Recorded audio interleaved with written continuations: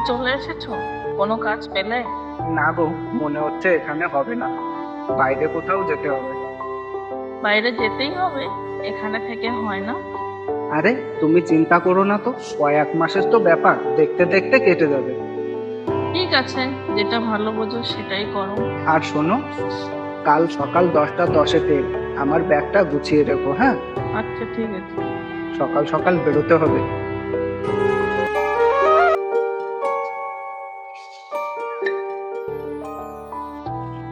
কত দেরি হয়ে গেল, এখনো ফোন করছে না। 7টা বেজে গেল।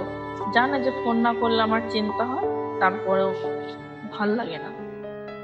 না, আজকে ওভার টাইম করে এসে তো লেট হয়ে গেল। বাড়িতে ফোন করিনি, বাড়িতে ফোন না করলে তো খুব চিন্তা করবে। আগে একটা ফোন করি।